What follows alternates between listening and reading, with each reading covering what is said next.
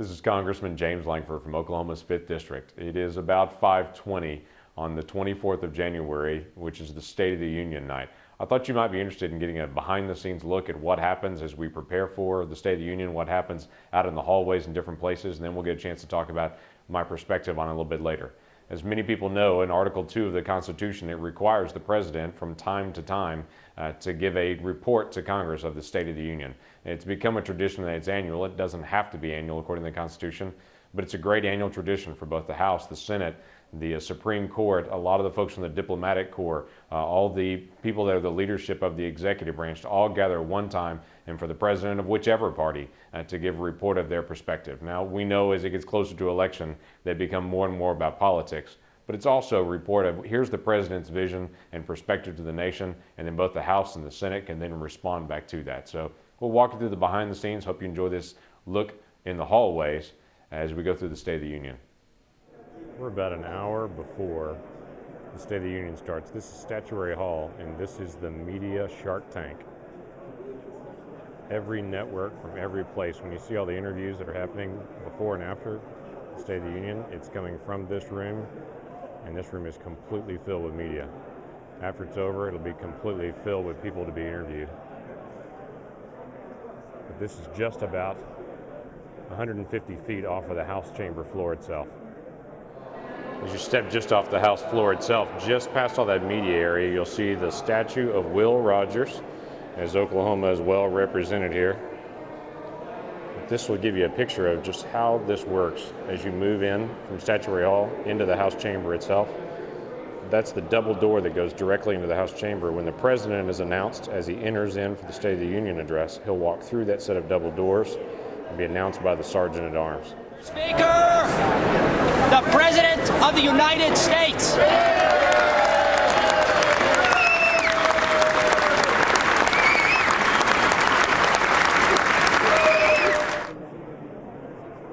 Okay, do you remember the chaos that I showed you earlier? Everything's setting up. Here's what it looks like. The speech has just ended, and this is that same media room and all the interviews happening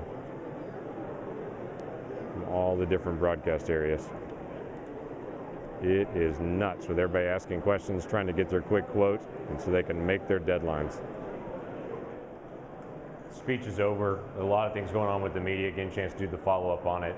I thought I would let you know what I thought of it. It was a good speech, and it being a campaign speech. And I understand this. Republican or Democrat president that's facing re-election, the State of the Union address in this particular year is always going to be a campaign-oriented speech. It was a long laundry list of, if you elect me, here's all the things I'm going to give you, here's all the things I'm going to do. It was one government program after another. What was a little frustrating were a couple of things for me, and I don't know what you thought of it. I'd be interested to know, if you'd want to give me some feedback on it, what you thought of the speech itself as well. He opened by talking about the World War II generation. And in the World War II generation, how they came back and they created this really powerful middle class, which is very true. But he basically alluded to the fact that if we want that to happen again, we're going to have all these government programs and all these different things we're going to have to start if we're going to have that same revolution again of a middle class. What's interesting to me is that World War II generation, other than the GI Bill, really didn't have all the government programs that we have now. We're talking the late 1940s and 1950s. They worked hard, they had great families, they were involved in their church, they were involved in their community, and all of those things led to the revolution that really happened during that time of their economic freedom that they occurred. Now the picture is, if we don't have all these different programs, we're not going to get it. A second thing that really jumped out to me was he talked about energy. It was good to hear him talk about American production of energy. But to say that the shale gas revolution, the reason that we have 100 years of shale gas is because of a federal government program was a little shocking to me. And I think it would be shocking to most people in Oklahoma, because this particular president, this administration, has 6 different entities within the administration, all fighting against hydraulic fracking and studying and doing everything they can to slow it down.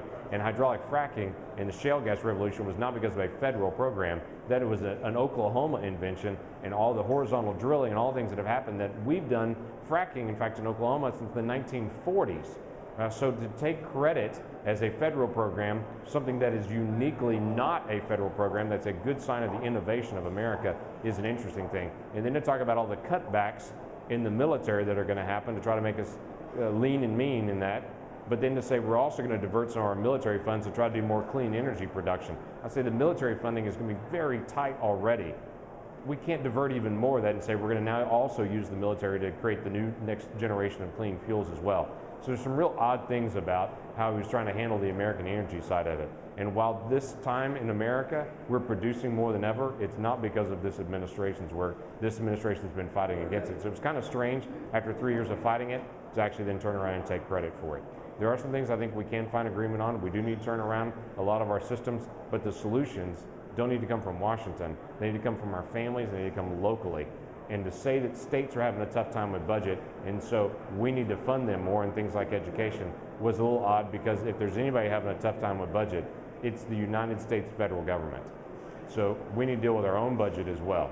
So lots of things. Be interested to be able to get your feedback on it as well. Hopefully this has been a helpful look behind the scenes of the State of the Union address.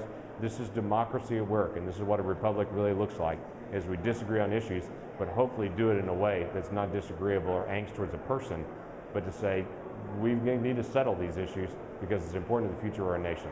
Look forward to hearing from you and your feedback, whether it be on Facebook, Twitter, or the website itself. Thanks, y'all.